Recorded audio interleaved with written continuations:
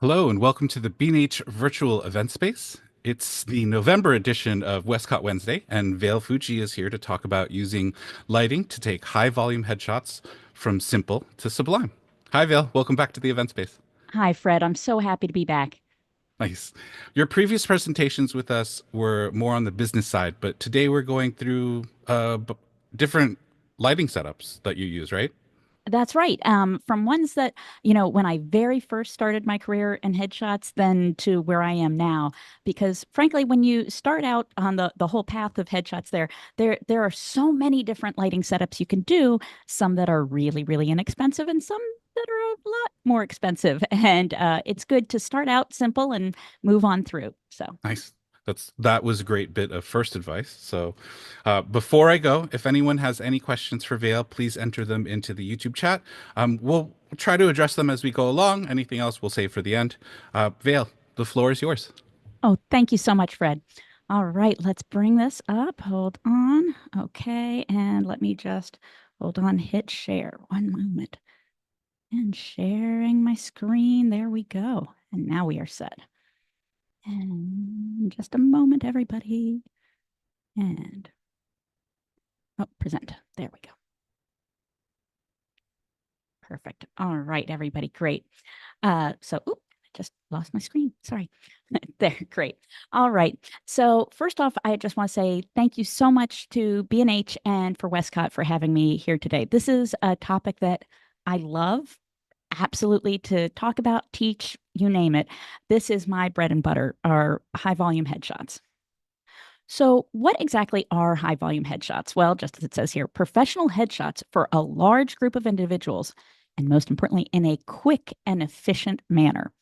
So, the thing is that some of you people out there who are watching this right now, you may not even be headshot photographers already. Some of you may have established businesses where you have a studio like I'm sitting in right now, or even a home studio where you do individual sessions. Those usually, the time limitations on that can be anywhere from, if you're doing a quick one, maybe like 15 minutes to sometimes hours and hours with the person if it moves into kind of a branding session.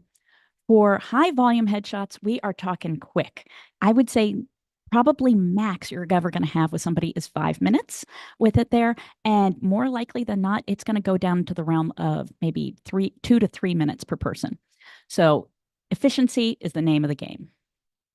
So, where are these types of things used? Where would you get hired for this type of thing? Corporate staff directories, event and conference attendees. That is a huge one for me.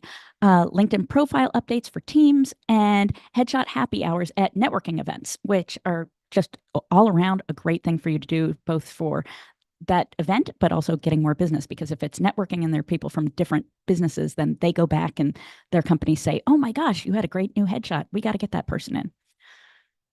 So, what are our key objectives for us as photographers? Well, first, as I was speaking about before, is speed. We need to minimize the amount of time per person that they're going to be there so that we can get people through. And it's not just like, oh, okay, let's see how many people we can get through. Most of these times, if we're doing them high volume, if they're at a conference or if they're at work, they have other stuff to get to. We aren't supposed to be taking up just their entire day with getting their picture taken. Consistency. You want to make sure that the lighting is uniform, the backgrounds, posing, everything is going to be consistent across the board. You don't want to have someone they're not going to go and hire you if you have a bunch of stuff on your portfolio, then you go and it's going to look totally different from one person to the next, or even your lighting is totally different than what you're showing on your portfolio there. And lastly, professional results. We want quality that are going to align with, as I was saying before, your brand standards that you have, as well as the brand that you're shooting for. If it's for a company there, or you're representing a brand at a conference, say they're sponsoring you, they're going to want things that are looking high quality professional. So, with this, you have lots of different things to consider when you're picking out what different types of lighting you use. Because frankly, there are, you know, 9,000 different ways to light a human being. Maybe that's a bit of an overstatement, but still, there are a lot out there. I'm not going to go over every single one of them today, but I'm going to go from the absolute simplest when you're starting out all the way to the most complex that I know of, but that I love the results from. So things that you need to consider right off the bat is first is what is the ambient light going to be at your location there? The thing is that when I go I'm in studio, like right now, I have all the lights turned off in my studio. And sometimes when I go to offices, I have the ability to turn off the lights.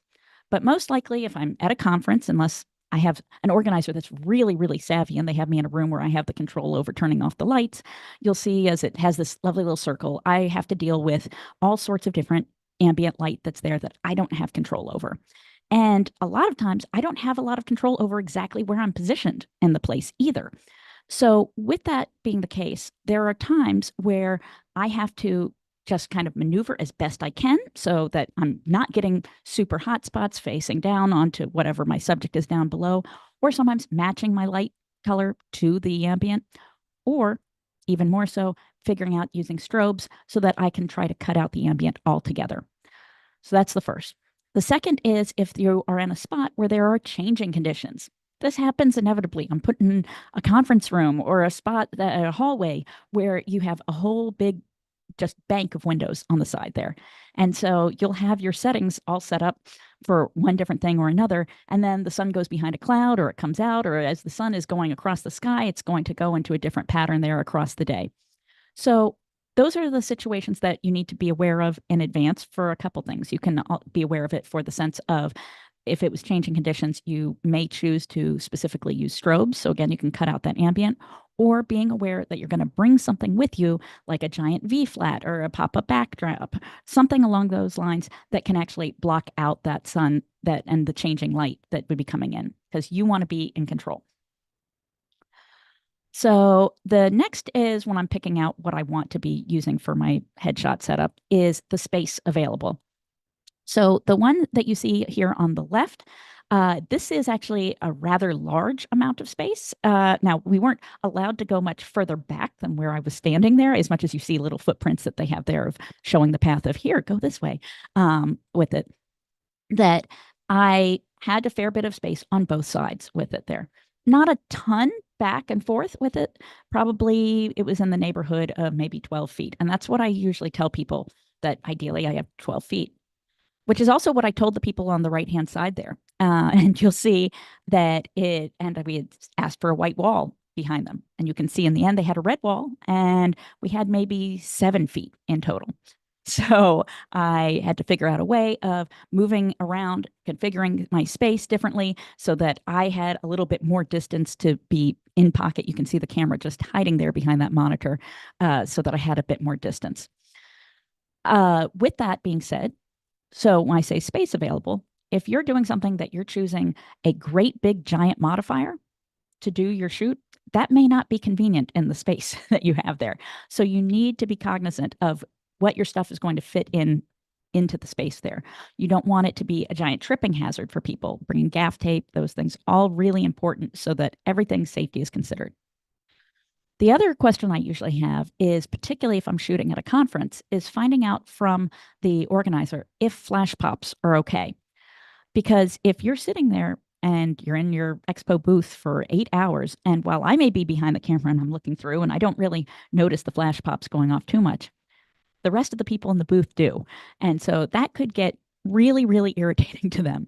So if it's the chance that they say, we really don't want that to be a giant distraction while we're trying to speak to people and around our booth, then I'm going to go with the constant light because the flash pops aren't okay. Another thing to consider is finding out the desired vibe of what they want to have it be projecting for people, both for the company is sometimes with it there. If they have a more edgy feel, are they going super approachable? Is it a group of, it's a HR conference with it there. You're not going to want a bunch of people in HR or therapy looking like super edgy and hard, but for a business conference, you might want to have that. So take those things into consideration. So both your own decision-making capacity when it comes to it, as well as talking to the organizer that's hired you. What I usually do is I show them a variety of samples of what those different looks are that are possible so that they can then decide. And then I talk about what are the different constraints for each of them, because as we'll go through, because some take more time than others to execute. And And then lastly, I am going to consider what the different features of my subjects are. Now, sometimes I can even know in advance with overall of the different types of conferences I'm going to. If I was going to one that was for senior citizens or older people, an AARP type of thing, I most likely would not be doing something that is going to be giving and showing off wrinkles really well. I'm going to instead be wanting to have a lighting that's going to really fill that in.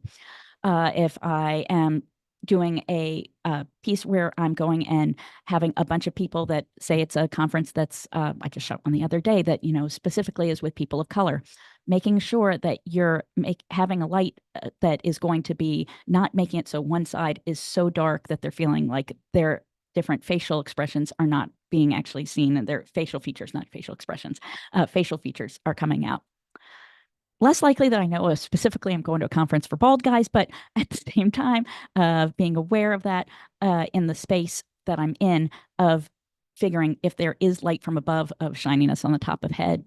And then lastly, with populations that typically South Asian, of having the flatter type of face, they're flat is what I said, that then consequently with it, a lot of times when you have flat lighting, you end up having that type of, many people in that area will find that they don't like the way that they feel that it makes their face look wider. So having a very flat lighting is something that I would consider if I was doing a conference or a group that was mostly like Asian Pacific Islander group.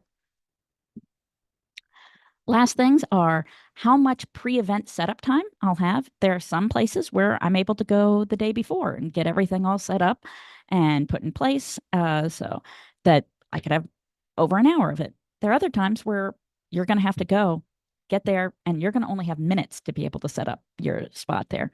So what setup I'm going to pick is going to really change depending on how much that time that I have allotted to be able to fix things up.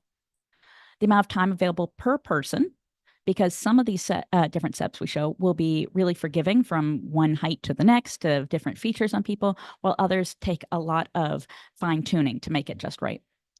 The other is electrical outlet proximity. If you're doing continuous lights and you don't have a V-mount battery or things like that that are going to be an alternate source of power for it, then you need to have access to power. And believe it or not, when you're at a conference, that is something you really have to ask for oftentimes in advance. Last but not least is if you are traveling out to these different locations, say be it in car or on a plane or a train, of being aware of the overall size of what you have there. If you have things in oversized bags, unusual size bags, you're going to end up having different baggage fees that are attributed to you. The weight overall, if you're like me, you're small and you don't want to be carrying big, heavy things all by yourself as you're traveling. And lastly, if you are doing ones that are battery operated, you have to be aware that if you're flying, that those batteries have to be taken in your carry-on luggage. They are not allowed down in the bottom part of the plane. So be aware that whatever it is that you have has to be small enough and light enough that you're comfortable having it with you in the plane. So what is the minimum gear required to do high volume headshots? This is what I would say is your get in, get out as least expensive as humanly possible. So you've got your camera battery. You need a camera battery, camera body. And frankly, if you're doing a high volume headshot shoot, you need more than one. You need at least two. You need to have a backup with you. If you are doing it with strobes, you need a strobe and a trigger. Or if you just have continuous lights, obviously you don't need a trigger at that point. And I apologize, we're doing minimum gear. So yes, strobe probably. Backdrop, a lens with a focal length of between 85 and 100. Generally, I trend to shoot at about 92 if I can. That's Peter Hurley's favorite. It's his favorite for a reason. It does great things with people's faces, the amount of compression. But sometimes, as I spoke before, if I end up in a spot where I don't have as much space as I was hoping to, having a zoom lens with the capability so that I can go a little bit shorter focal length is advantageous for me. But if you don't have it, it's okay. If you just have like an 85 or 100, it's totally doable. A modifier and a light stand and a tripod. Highly recommend the tripod for when you're doing volume shoot for lots of different reasons. One, if it's a long shoot there, your gear's going to get heavy over time, but also it's just going to give you more consistency of making sure that you're getting the camera height consistent from one person to the next, of setting it to the right height between people. So this is my preferred setup there. I'm a Canon shooter. For my strobes and stuff, I use, when I'm doing that, I use the Westcott system. I will tell you why I use Westcott now. I originally, when I first started out, ended up like pretty much every beginner photographer, it seems like, jumped into the Godox system. And with that, what ended up happening was that it was great for me at first. And then when I switched to also having continuous lights, I mostly used my continuous lights. And I didn't realize how quickly the batteries would drain with it, where with the Godox lights, that it would just stop. You had to remember to each month go and do like a discharge and recharge with it there. And so I would end up losing all these different batteries to going to the state of being dead that I would then need to then buy new batteries for it. And so on the back end, buying those extra set of batteries ended up being that it equaled out to about a whole new Westcott system of me doing it with the amount of batteries that I was going through if I just bought that in the first place. And the amazing thing with the Westcott strobes is I can put them away.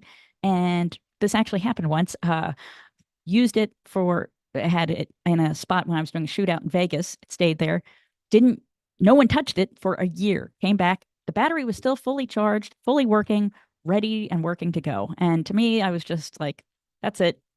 I'm done with the Godox system and I'm moving entirely over to the Westcott strobes. So that is why I completely switched everything. Before I was a mix, and now everything I own in my whole system is Westcott. The backdrop that I like to use is the Westcott X-Drop Pro. I like the Pro versus the original because it's super sturdy with it, and it opens up out to 8x8. And I have an enormous amount of people who seem to be like over 6 feet tall that I photograph. So, and I shoot from a lower angle. So having that little extra bit of height is really nice. And then just the modifier here for the simplest is a shoot through umbrella. That's it. Super simple. Okay. Other highly recommended gear that frankly I wouldn't do a high volume shoot unless I at least had these things in place. Laptop, instant delivery, weight bags to hold down all your the lights and stuff for safety. Tether cable, so you're actually going to tether into that computer, a raw image processor, and clamp, lint roller, and a PA system. So like your own personal little speaker system. So the reason being is that just if I'm looking at the little back of my screen on my camera, why we want to be tethering in general with this is that it can play tricks on you when you're looking at this, and of the overall, just like if you're outside, it could be playing tricks on you with looking at the display on the back. Same thing if I'm looking just on the back of my camera to what I'm going to see on the computer.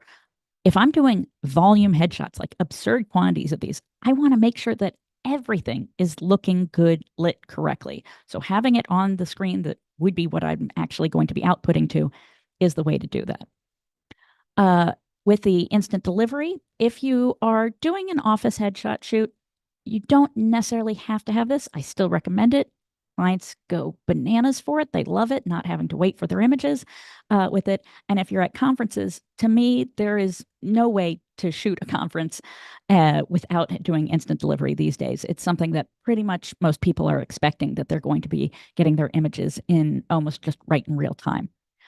The weight bag that I use is this Hurley Pro one there that is a water bag in there. Love it to pieces because it's completely flat when I'm not using it. Can go right in my suitcase. And then any place I go to should have access to water somewhere. And then I fill up that bladder and just put it right in and over top, and I'm set. Then when I'm ready to go, empty out the water. For tether cable, just standard Tether Tools cable there. And then raw image processor. The reason being is I still like to shoot in RAW when I'm doing my headshots there, because if I do need to do extensive retouch or anything afterwards, it is always nice having that. It also does better of keeping, our highlights, being able to pull that back so it's not as bright, etc. My new one of choice is Evoto. The reason being is that now I'm able to do retouching right in real time as I'm shooting and doing these. And it has been mind blowing. And you're going to see how this comes into play later with some of the different setups. Okay, so simplest setup. we have the shoot through umbrella there. So the first thing that's important is you're going to need to make sure that if you're using a strobe, that if you have everything turned off, you're going to try to set it so that you have your exposure as such that you're going to cut out pretty much all the ambient that's there. If you can get all of it out, all more the better. So just to give you an example here, we intentionally did this first one with Ian because he had the shiny head. And so that's the part that we really want to be taken into consideration here. So generally, I'm going to go to my lowest ISO setting, my shutter speed to my camera sync speed, or maybe just slightly shy of it there, just a little slower, because you just never know. Some different setups are such that it's funny. If you're just right on the cusp of your sync speed, sometimes you'll get a little bit of a band at the bottom from your flash. And lastly, then my f-stop high enough to cut out most of that ambient. Then as far as it goes of power to the light, I'm just going to do that to taste. Overall, when you're doing this type of setup with the simple shoot through umbrella, the closer the light to the subject, the better the light is going to look. If you go online and you do take a video from Pi Jersa, and he has one where he's doing things with a shoot through umbrella, that he has made this person look like they were shot with $1 million setup with it there. They have it very, very close to the person. The light is soft, nice with the fall off. That's great for an individual setup. But if I'm doing high volume, overall, I don't want to have to be really changing my setup a ton between people. And if you're doing that super close in with it there, you're going to have real precision on it. So generally, if you bring the light back further, it does need less adjustment between people. It doesn't look quite as, insanely gorgeous with it, but it's still going to look good. Then you'll adjust your strobe power as necessary, and then adjust your white balance. Typically with strobes, it's going to fall somewhere along the lines of 5,000 to 5,600 Kelvin. So this is the results. And you can see these are still good. Frankly, most of these people, when they first saw this shot that I did, most of them said, oh my gosh, this is the best headshot I've ever seen of myself. And it's only going to get better as we go through these different setups. So you really can get great shots with just a simple shoot through umbrella. And the background I was shooting on for this was all set with a white Westcott X-drop backdrop. Now you might go, it's white, but it's come out gray. Well, I'm not lighting the background at all. It's just this single strobe that's firing. And because it's a shoot through, it's hitting my subject, and a fair bit of it is just spreading everywhere. And so the background is lit pretty well. It's still gonna fall off to gray, but kind of a light gray. Now we changed it up next. We added a reflector underneath. And in this case, we used the curved reflector, the infamous eyelighter. And now it's the eyelighter 3, which I have to actually say, from the amazing progression, like from the original eyelighter of how long it took to construct and it was frustrating to me, to this one, I was able to construct it in probably under a minute. So while before I would have said, I would never take this thing on a job, it's so like a pain. Now it's so easy. It's in a very small container, flat, easy to pack, and so quick and easy to put together. So let's look at this back and forth. Where are we going to see the difference? Well, it's called the eyelighter for a reason. So first we'll look at kind of the light in their eyes. You see it really well on Ian in particular with it there. And then the other thing it's going to do is it's going to light underneath their chin. If you want this effect to be more pronounced, you can choose different colors for your reflector. Oftentimes when I'm shooting high volume shots with it, I will choose white. The reason being is that it's more subtle. And the reason why I would want more subtle is just because overall, one of the things that I want in a high volume thing that I want to avoid most, that most people are concerned with, is the amount that they are shiny. And I don't want to risk kind of that specular highlight thing. And in addition to that, while some people love the more noticeable extra catch light that's created with the silver reflector in the bottom, other people are like, hey, what's this? Why is it got this light at the bottom? So the white is kind of like an in-between with it there. So how to use these reflectors? You're going to bring it up very close to the person, and you're going to bring it up fairly high. You don't want it coming into your shot, into the frame. And the thing to consider is when you're doing volume, you don't want to have to be sitting there and taking it up, down, up, down, up, down. You're going to get it somewhere in the range that is about good for both a woman and a man. If it is the type of situation where you have someone really, really tall or really, really short, yes, I'll go in and adjust it, but otherwise I kind of keep it in a mid-range point there. Then you're going to angle the reflector towards the subject a bit. And I'm going to check where that catch light is falling in the bottom portion of their eyes. And then once that's all set, I'm pretty good. I can move my light around to different angles so that I can have the person be a little bit more side lit or more front lit. All just depends on what's going to look best for the subject. Speaking of what looks best for the subject, the light position matters. So in this, I'm going to show you the difference between broad lighting and short lighting here. Broad lighting is the nose is going to be away from the key. So right now I happen to be intentionally, I short lit myself. I'm not doing like super heavy with it, but you can see if my nose is to the key here, this is short lighting. This way is broad lighting with it there. So this is my key light here, and you can see then it makes a shadow on this side and it slims the face versus here, it's going to make my face look wider than it is. So typically short lighting is considered to be more flattering light for people. So if you are choosing to have a bit of shaping going on with the face and you're not doing on axis light, you need to be cognizant of this. It takes only 2 seconds usually to just walk your light from one side to the other. So I usually figure what's the person's best side. It's usually the side that they part their hair on. And so I'll put the light on the opposite side that they part their hair on the assumption that that's going to be their better side. And so that I will be short lighting them instead of broad lighting them. It takes just seconds to do. And look at the massive difference here that we're having between these two images. It's night and day. The next thing to be aware of when you're doing these high volume situations is a tool called a flag, which is so incredibly useful. If you see here in the middle, my wonderful assistant Molly is standing on a chair and using a piece of board to block out that ambient that is above that gentleman's head. And you can see in Ian's shot here where we can see that same, even though we were using strobes, I was going to have to pull down my f-stop to like crazy high levels or use an ND filter to be able to completely get rid of that shine on his head. And by the way, we shot these all in studio with the lights on to simulate the types of situations that you'll have in a high volume situation.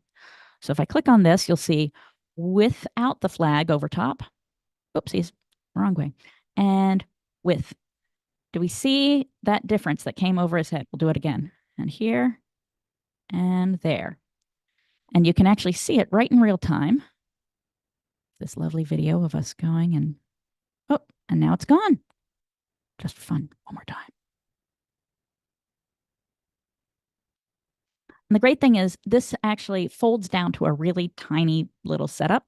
It's called fast flags with it. It also has in there white scrims that I can use as reflectors. Oh, speaking of that, white scrims as reflectors. So with the situation when you've got that shoot through umbrella or just about anything, you may have a subject that you're going to have deeper shadows on there than you want. This is particularly going to happen when you're doing a single light setup. When multi-light setups, you're probably going to be using different setups to different lights to be able to fill in those shadows. But a really inexpensive way to do this is to use a reflector. So the reflective surface can either be white or it can be silver. In this case, I chose to use the one that comes in the Fast Flags kit, which is just a white kind of scrim piece there that allows it to be a subtle fill. So we'll see what happens when we do that. Boom. So we see that shadow behind, and here's her face of the shadow. And there, now it's filled in. The silver is going to have more fill that's going to happen there, but it also can give a bit more of that specular highlight that you may or may not want with it. Again, in volume headshots, I'm usually trying to avoid shininess as much as possible because that's the main thing that I have to combat against of having shots that are taken right in camera going to people is them being shiny. And the closer that it gets, the more fill that will create. All right, here's the next one. It's a combination here. So we have both the shoot through umbrella as we had before, but now it's going to be more off axis, and a giant 7-foot umbrella that's right behind me here. So the negatives of this particular setup is it requires a lot more space with it.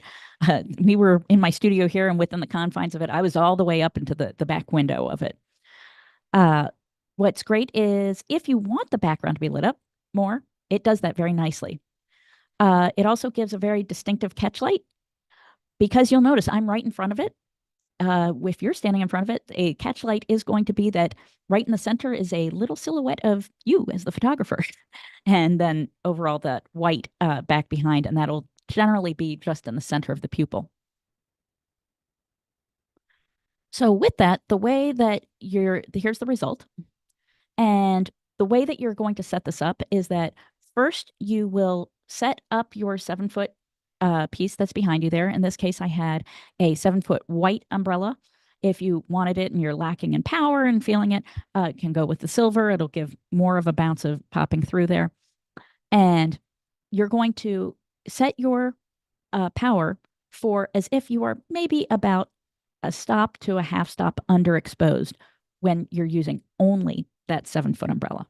Once you have that, then you're going to set your power for your shoot through umbrella and do that to taste to then bring it up and add that little bit of pop of highlight on one side or the other. So you can see here exactly which side we would have had it. In most cases, it was over here on the left-hand side, but then in this case, we went and put it on the other side because she parts her hair on the other side, and that's the more flattering side.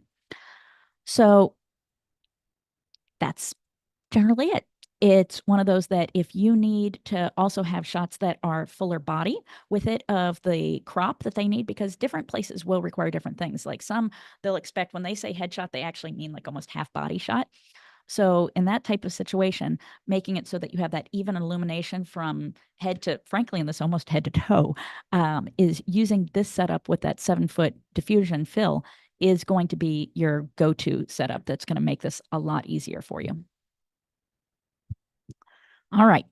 Next, this is one you see a lot at places. The 2 diffused umbrellas and a reflector. So you can use either umbrellas or you can also use soft boxes. Either which one, totally fine. What I love about umbrellas when I go is that if I'm traveling, they're just so simple, easy, tiny. They fold up to next to nothing. The soft boxes, just a little bit bigger. The quality of light that you're going to get out is usually going to be softer than that of just the umbrella with the single like little diffusing line that's on there. So it's a matter of personal preference. When it comes to these things and I'm using the strobes or the umbrellas, it's usually because I need something quick and fast. And so that's where I would go with this type of setup. So with this, you have very little adjustment that's ever needed between your subjects at an even power. You can, again, if you have a real giant height difference, like you had someone who was 6'7" and then a person who was 4'9", with it, you're going to want to customize that height to them because otherwise it's going to be real, real high or real, real low for them. But otherwise, having it for just most of the general population, having it in the middle is going to be pretty great, and you don't have to change anything. The other thing you can do with this is if you have someone who is older with wrinkles, if you briefly just, instead of having it kind of outside like this, aiming in, if you bring the lights in more like this, forward facing, just as close as you can without it coming in the frame, now it's going to fill in those wrinkles more than if you have it on the sides. So something you need to be aware of in this is whether your subject is going to come too far forward. People have the tendency to do this. They'll be reaching over and they're eager and they're trying to listen to you, and they will come over the front of this. And when you do that, you end up getting these highlights on the sides of the head, and then the center ends up being darker. If it's just a little bit forward, it's kind of subtle. You don't notice it as much. If they come way far forward, it's really probably not the look that we're going for a corporate headshot. We're not looking for the, the side strip lights of making it look like an awesome athlete. We're looking for just, standard corporate shot. So here's what happens when we have our diffused umbrellas with even power and the reflector on there.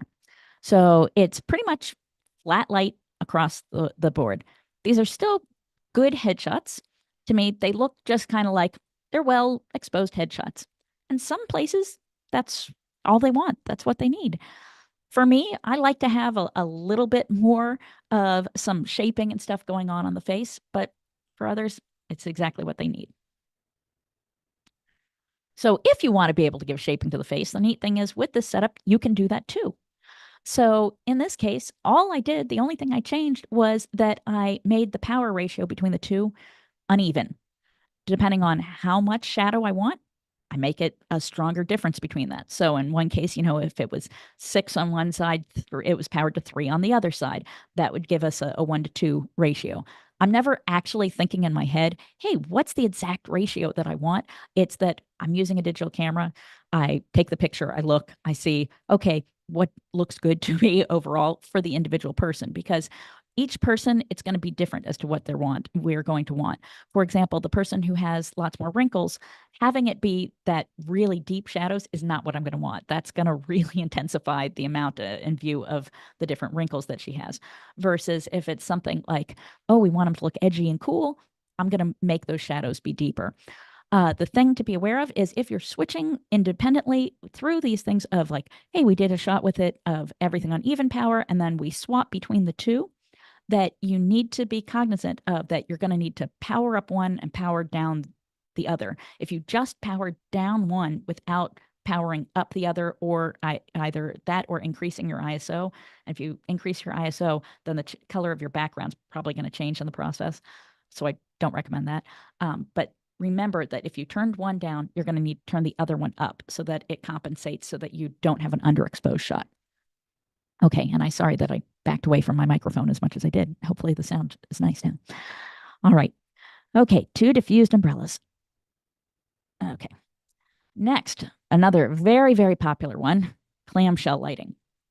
So clamshell is just as you would think, a clam, ooh, ooh, like that. So what that means is there's a light coming from the top and one from the bottom. So you can do this either with actually putting a separate secondary light on the bottom, but right now we're going with the simple. So we're going with one light situations with it. So having that on top, it can be in this case, I happen to do it in an octabox, but you can do it with a umbrella as well. You could probably even pull it off if you have like a beauty dish. I'd be a little worried about the amount of intensity of the light coming on there because you want it to be soft. You'll see that overall, the way that we have this angled for most people is that it's very feathered. It's almost straight down, and it's just catching that back edge of the light that's coming back on there. Now, in the case of someone with wrinkles, as we saw before, if I just want to adjust it and tip it just a little bit forward, that will fill in those wrinkles. But overall, this is going to really require very little adjustment between the different subjects. Can have it up pretty high, and even then, it's going to be capturing the overall exposure and stuff pretty well between the different ones. As we said before, if it's people at the really high or really low end of the height spectrum, do adjust it though. So here's the resulting light. Really different. In this case, right now, we again used the white on the bottom. If you had wanted to fill in more under their chins with it or make it even closer of that, getting that more of that pop in their eye, that you'd use the silver.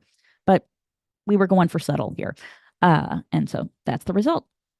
My concern that I sometimes have with this lighting is overall is with people who are, as I like to call, follicularly challenged with it at the front there, is you're going to get sometimes more of the reflection on the forehead there than you might want.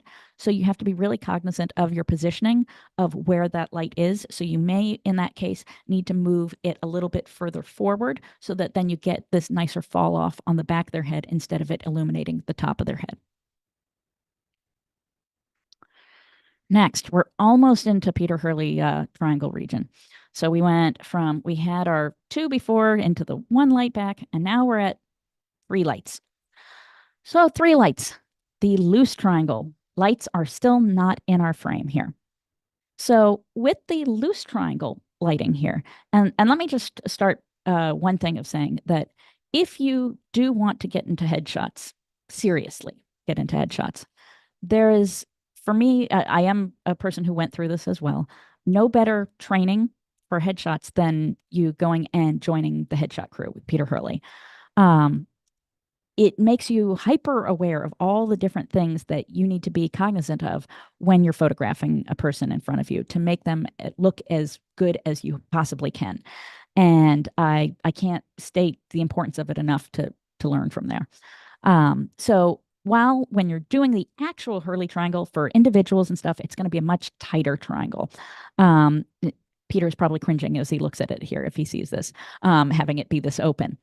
The reason is that in this case, we want to try to get some of that nice fall off and stuff that his signature lighting does.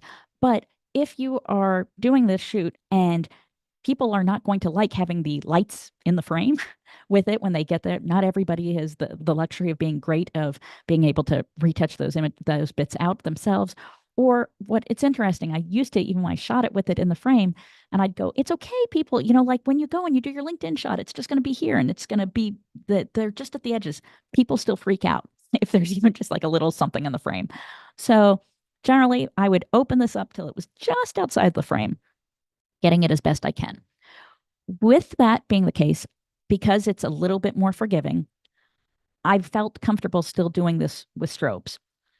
When you get into doing the tighter triangle and getting the precision that you need for getting the Hurley lighting just right, if you do not have either a very strong modeling light on your thing or using continuous lights, it is very difficult to get this done and dial it in exactly perfectly for each individual quickly for high volume shoots. I did for eons in my studio with individuals with strobes, getting it so it was nicely dialed in and everything. You can totally do that. I'm not trying to say that you can't do that with strobes. It's fine. But for high volume, doing a setup when you get the tighter triangle, I would not recommend doing it with that unless you have something with a very strong modeling light. So in this case, the way we did it is we've got two 1x3s and then a 1x2 in the bottom. The 1x3s are double diffused. The one in the bottom only just has the one. And then what I've also attached so that I don't risk having the hot spots in the middle is I've used these little deflector dishes that you can attach on in the center there so that then it makes it so that the light comes out, bounces around like a beauty dish, and then pops back around and diffuses out that front. It just gives an even more even distribution of light. And so we can see here's the result with it. It's a close approximation of what you're going to get with the Hurley triangle, but it is tricky. You can see even here with it because I was doing it myself and I said, okay, we're going to do this like standard amount of time of how we would shoot this and not sit there and tweak it till it's exactly perfect. This is what can happen. I probably need to move these just a little bit better so that I didn't have this little bit of darkness in the middle of her forehead. Is that something that the client's probably ever going to notice? No, I notice it. If we were putting it on Headshot Crew, it'd be panned. But the general consensus is that still people are wowed by how they look with this, even if they have just that tiniest bit of darkness there. It'll be okay. They're still going to sit there and go, this looks amazing. I've never looked this great. And it's a different type of lighting than they're used to. Things to be aware of, as we were saying before, is that going beyond convergence. There's the subtle that it's harder to notice when you're doing this with those strobes, much easier to notice when they come way far forward. You'll notice how it goes much darker there. It's gone to the dark side. All right.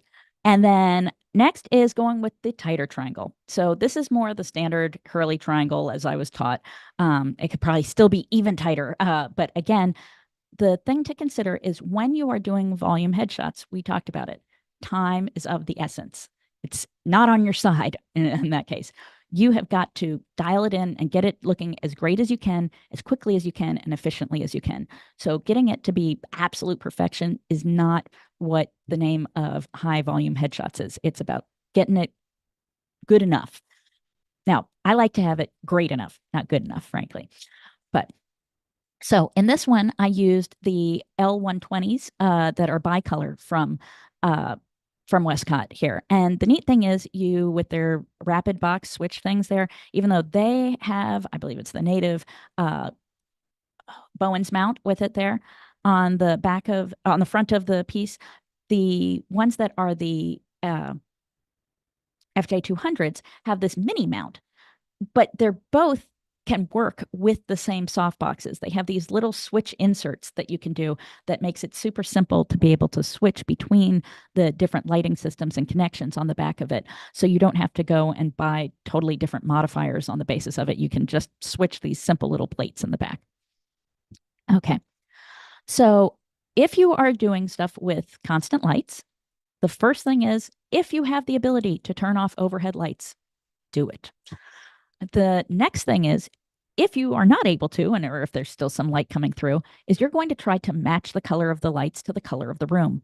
This is why I recommend if you are getting a system for continuous lights that you go and buy the extra little bit and get a bicolor system instead of just a daylight system.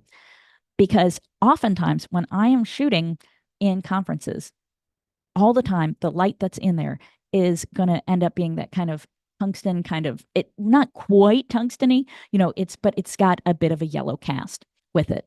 And I want to be able to match it so that then the light that's on my subject is going to match the light that's falling on my backdrop that I'm letting fall to the background. And so I don't want it to look like two different white balances that were going on. So then I'll also make sure that I've done my triangle format, but have the lights be close enough that they're actually in the frame. And you're going to see how we handle that. Now, God bless Evoto, I use Evoto to remove them in real time. As I shoot, they have this ability to have distraction removal with it so that as the image comes in, not only is it doing the lovely retouching on the face with it if I want it to, it also automatically just gets rid of any image of the distractions that are in the frame of any bits of the lights that were coming in there. With this, as we discussed earlier, if you were doing this type of tight triangle, if you were doing with strobes, you would absolutely need ones with super strong modeling lights on them. I personally have found that for me to be able to see it well when I'm in a hurry and that doing it with the modeling lights that are on the FJ200s is just not quite enough. The ones, if you were on the FJ400s, totally fine. So here's the tight triangle with the constant bicolor. It was so much easier to set up than doing it with the strobes. I've grown totally accustomed to doing most of my work with the constant lights. It just makes my life so much easier, and I can see things so much faster if there's a problem. And so now we're getting pretty much into the standard pearly light that you expect. What's neat is because this is all very concentrated right on the subject, you're going to notice a lot more fall off. Your light is not hitting your background, so it's going to go darker. And there was with what you're seeing right here is how it looks with Evoto with the distraction removal already applied. This is how it looked when it was shot in the actual camera. Then going on to what is my personal preference. And it steps up a lot in price. I'm not going to lie. When you go to the LED panels, it costs a lot more. I jokingly say they're the Rolls Royce of lights is what I tell my clients. But there's a reason. They are phenomenal. It makes a great impression when I have people that are stepping up to it because they just are like, I've never seen anything like this. These light panels, like it's crazy. And it takes up so much less room than soft boxes. So when I'm in small, compact little spaces, this is the best thing. I don't have to have like feet of softbox back behind there. So that is amazing for me because when I'm at conferences, that space is at an absolute premium. So it's the way to go for me. But if you aren't at that point in your career yet, I will tell you, when I first started out, I didn't think I was ever going to be able to make enough money to be able to own a flex kit. And I've done well enough with headshots, and you can too if you work hard, that I now own two flex kits, one for the studio, one for my travel stuff. So I don't even have to take one down with it there. So it's a great goal. It's a great thing to have. So same steps as we had with the other bicolor. Make sure if you can, turn off the overhead lights when possible. You're going to match the color of the lights to the color of the room. And then make sure that you've got it close enough that the lights are in the frame. Use Evoto again. And the way that I do it when I am on set for going on to a conference, instead of using the standard grip and gear that you have and doing long poles, I tend to use these little Kupo ones there that make it so I can very easily manipulate and change the angles of the lights. That makes it super simple. Oh, and speaking of that, I forgot when we were on clamshell to mention that for clamshell to work, you need to have a boom of some sorts, usually. Sometimes you can kind of get away with it if you have one of these little mini arms. Let's see. Oh, there we go. You can see this little mini arm here. But overall, to make that really work well, your best bet is to boom it. So you would need to have either like a C-stand with some weights on it. This is a combi boom, so that it works both as a light stand and a boom as well with it. That's what I personally use. But it's one reason why I'm not a huge fan of it, because like if I'm traveling on a plane, taking a boom and a giant C-stand and stuff with me is just not going to happen. Okay, back we go. All right. So here we are with our flex kit, my fave. It's my baby. So you can see with the panels removed from a photo, and then with them still in. I frankly could have probably, even if I was shooting this in my studio and doing individual shots and taking my time, these would probably come even closer into the frame and I'd be getting even nicer fall off of that by doing it exactly properly. But the reason why we didn't do that is I'm keeping them within a range that I'm not crazy tailoring it to each individual person, because again, it's a high volume headshot. I've got a minute or two with this person. I'm getting it great. And in the end, taking that time, instead of just getting the lights exactly perfect there, taking that time with them to make them feel comfortable and get the great expression for the camera. Last one that I rarely do, I would only do this at a conference if I have a lot of time, would be to do a key fill kick. It's kind of like your standard Rembrandt lighting where you're going to have a kick in the back going on the side. Again, with this overall, I prefer doing this with the continuous panels or continuous light source so that I can see exactly where my kick is hitting. The reason why it takes so much more time to adjust is I want to make sure that as I'm doing this and making sure that I have a kick that's hitting in the right spot, I don't want it hitting the side of their nose. So it just takes a bit more time. So there's the result of doing this type of thing. I'd say it's overall flattering to most people with it, but with people who have more wrinkles, it can be less flattering overall. And with the 3 lights, then I usually take out the one on the bottom, so now she's not getting as much fill up in those smile lines. Okay, and that was it with the pieces back in. All right, so which is your favorite? You're going to see there's a big difference between them overall. At first, when you're going through them individually, it's kind of hard to see the differences from one to the next. But when you put them all on a page, it's helpful. And so if you are trying to decide what to use and have an organizer, sometimes you can put together something like this yourself of showing like, here's the example through the different ones. Or they may just be asking you to make the executive decision as to what you're going to use in this. Where you're going to see this was all shot on the exact same backdrop the entire time with it. It's just the amount of light that is going to be spilling off from my light source, how much is coming out there. So when we switched to all these different setups that were down here, it's much more concentrated on the subject, directed right down straight onto them, as opposed to all these other ones where it's coming through and you're getting lots of spill of light in the process. So there's Ian. There's that for Eve, Jen, and Carlin. So last but not least is your background lighting. So sometimes oftentimes you'll get very specific requirements from them. Sometimes they want a 255 white background right in camera, which is one of my least favorite things to do. At least old school before Voto had the nice background replacement.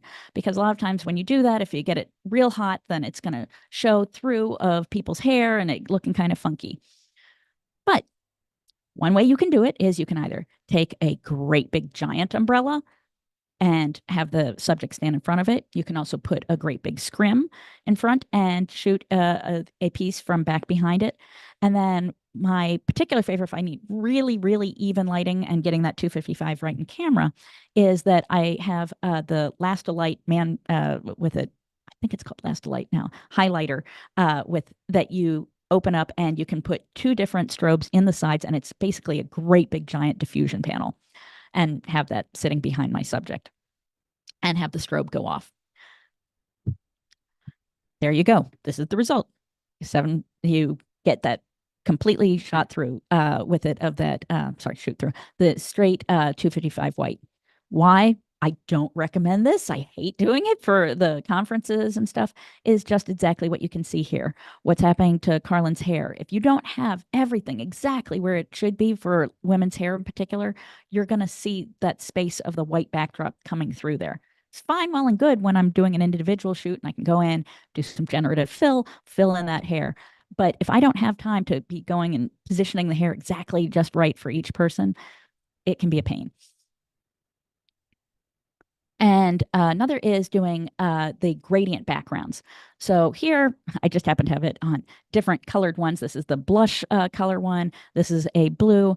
And one neat thing is you can, using the different bicolor continuous lights, you can change the tone of what's going to be back behind them. With it, I tend to, with this pink one, make it go more blush and kind of warm by making the light warm up. You can also just do straight cool tone with it so that it just looks more true to tone. Different gradient patterns you can get. Another way you can also, by the way, do that 255 weight, but it's really, you're going to get, it's a higher chance of blowback going straight towards you, is just a single strobe going right into your background. And then this is, I dropped it over to a gray background. If the further you pull away your strobe from there, the more it's going to be a gradual gradient that's going to happen, versus if you put it in closer, it's going to be a much quicker fall off from the dark to light. And lastly, if you want a different pattern, have it, instead of being aiming straight into it, have it aimed upwards on the back of your background there. And last but not least, if you need an even lighting on your backdrop and you want a specific color of it there, first and foremost, I'd say get your subject as far away from your background as you possibly can, because you don't want to have your lights impacting the amount of light that's hitting that backdrop. And so if you are making adjustments from one person or another, that it may change the amount of light on your background. The second thing is you can do it with two individual lights lighting on either side. Same thing, you can do it for a white backdrop.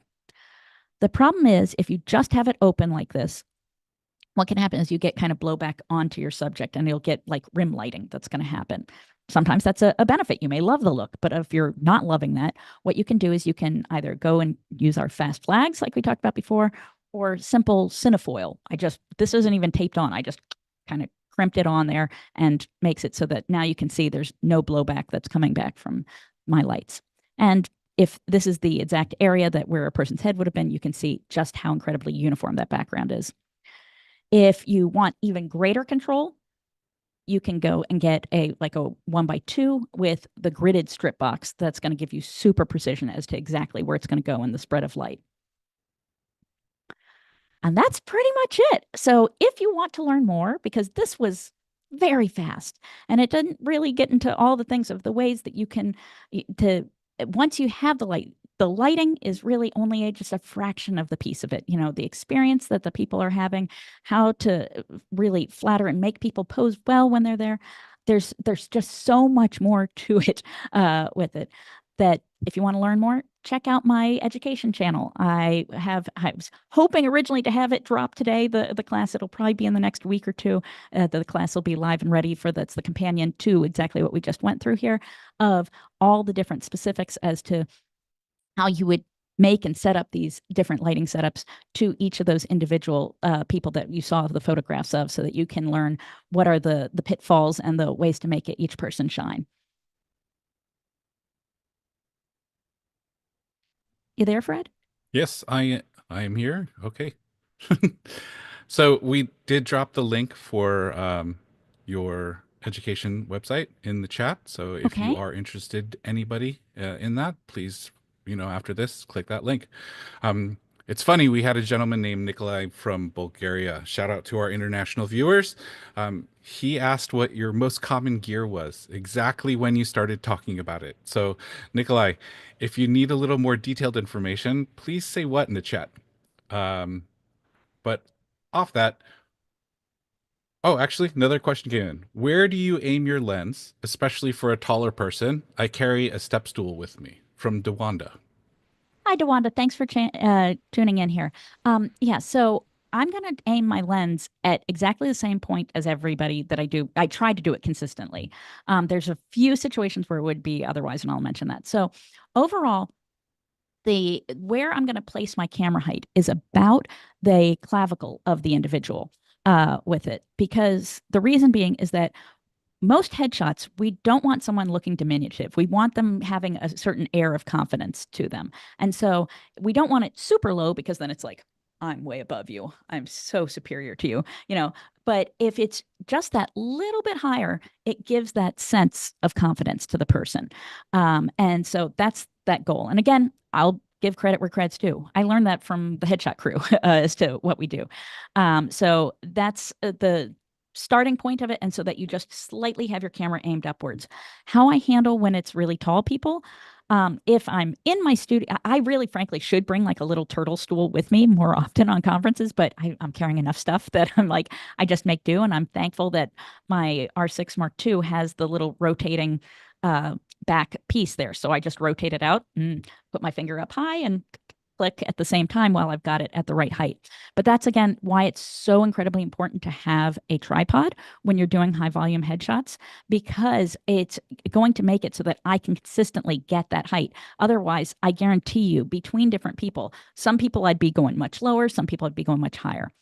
The only time I'm ever going to choose in a high volume headshot situation that I'm going to position my camera much higher is generally I will do the thing of like chin forward and down for people, of teaching people how to do that and not have a double chin right in camera. But some people just don't get it. And because you only have like a minute or two with the person and you don't want to make them feel bad about it, in that situation, then I'll be like, okay, pull the camera up, and then they're doing that, and then we're doing like the selfie thing where you're looking up and getting it, and then it straightens it out there that little bit.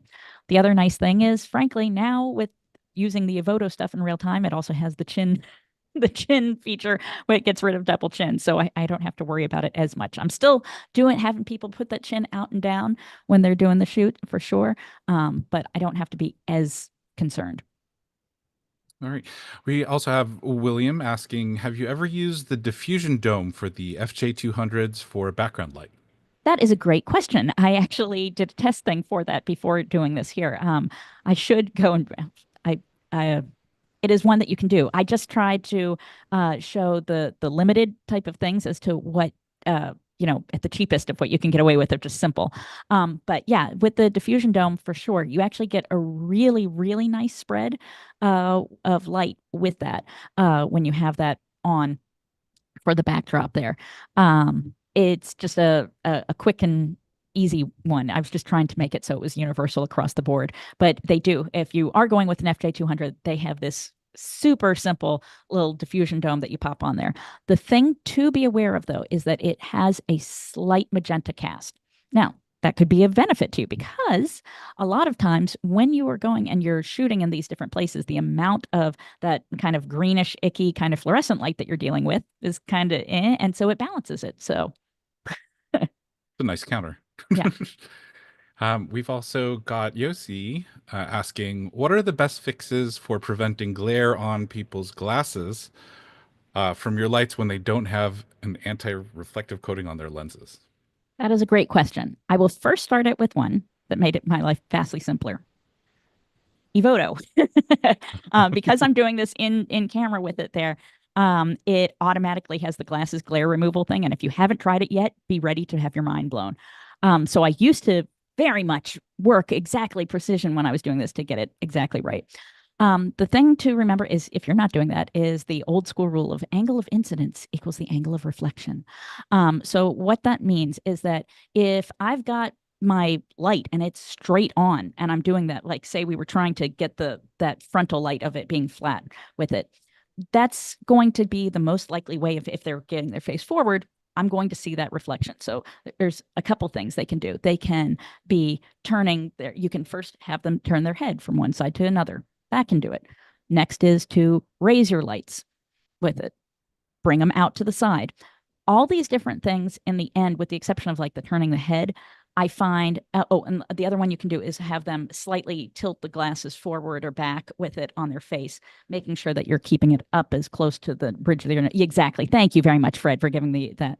But all these things at the end of the day are going to be giving me less optimal light than I originally was hoping for. So I'll shoot them with the glasses on. I'll shoot them with the glasses off if they're willing to. I never ask them to pop the glasses out of their frames ever. Don't do that. And then at the end of the day, if those things weren't satisfactory, then it goes into a photo. All right. So let's get to two quick ones. Yeah. Have typical f-stop for when you're shooting these. Great question. So if I'm shooting with strobes and I'm trying to cut out the ambient, unless I'm using an ND filter or if I'm in a room that's darker, it's going to be higher. It's somewhere in the neighborhood of probably 7.1. That's not my ideal. I really prefer shooting at 4.0. That's the ideal. Now, the thing you have to consider is also talking to the organizer. If they are looking for doing a composite, and particularly if they're doing the composite on their own, if I'm doing it myself, again, my friend Devoto does the background replacement really quite well automatically for me, even if I have it be that nice kind of soft edge to it, that little bit of bokeh that's happening at the edge. But if I need to have that crisp edge, then I'm going to be going up higher, somewhere north of 7.1. But generally, when I'm shooting with the continuous lights, I'm shooting around 4.0 ideally. It all comes down to that control. The only time you're going to be doing the changing of the f-stop there is going to be for the strobe light. That's not going to have that same effect and use that you're going to have with the continuous lights. Mm-hmm. Last question. Have you tried the Westcott 36-inch beauty dish?